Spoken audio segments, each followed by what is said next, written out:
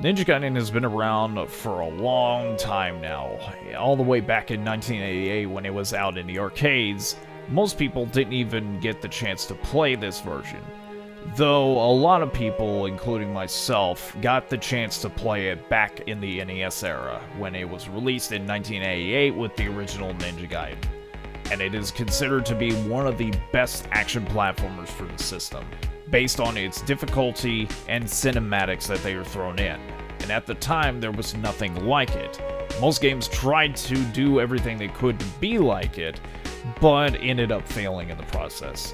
Techmo would later release two more editions with Ninja Gaiden 2 and Ninja Gaiden 3, both releasing year after year. But for whatever reason, they stopped making games and didn't really make a Super Nintendo version until this edition. On this edition of TheUncommonValley, we will take a look at the botched release of Ninja Gaiden Trilogy.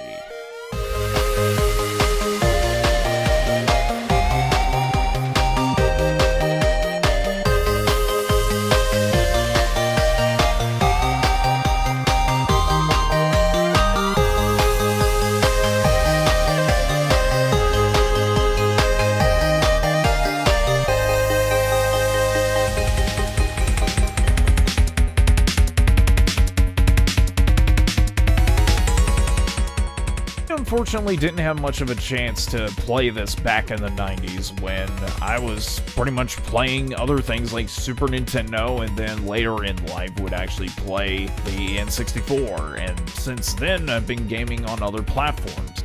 But on the NES, we didn't really have much for rental because we were getting what games people recommended. Ninja Gaiden came up ever so often, but it didn't really cross my mind, and heck, there were other games that I was more interested in at the time.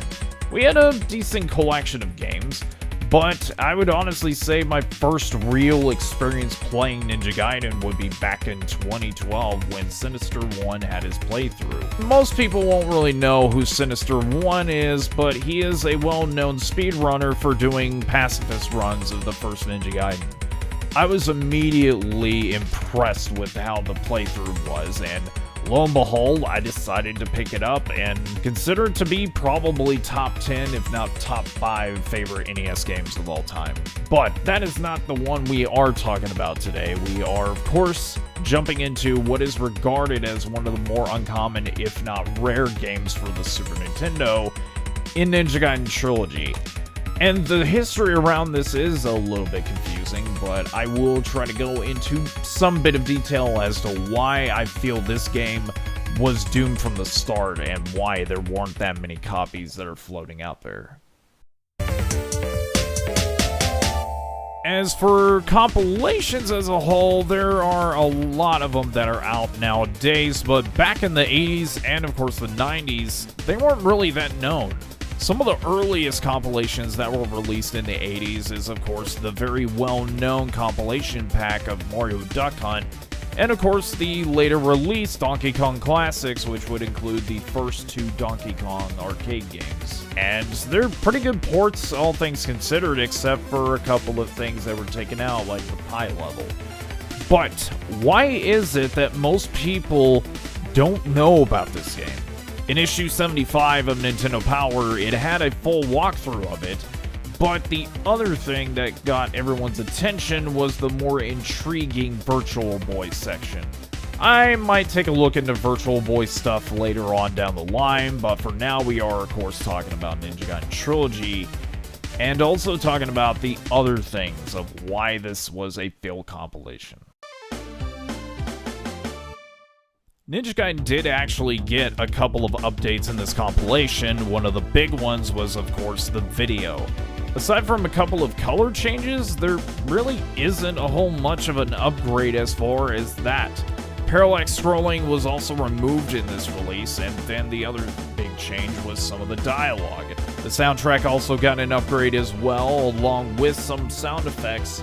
But the only problem with it is that it doesn't sound impactful like it was on the original NES. And while some of those changes were very well known, the biggest issue was not because of a botched port altogether, but because of its release.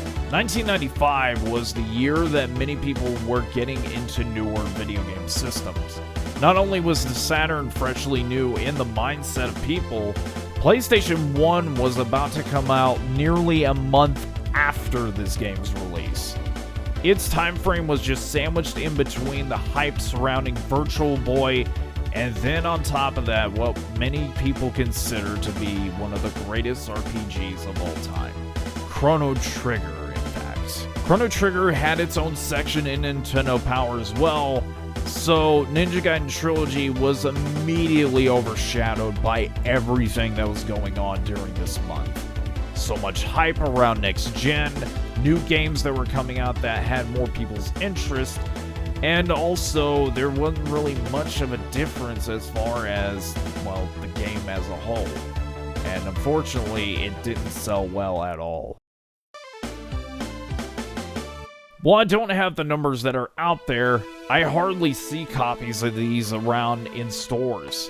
So they pretty much still garner a hefty penny when you want to try to get your hands on a full complete collection for the Super Nintendo. But is it really all bad? Well, I already mentioned about the soundtrack not being my favorite thing from the game itself, and the graphics not really anything to write home about since it kind of almost looks very similar to being on the NES.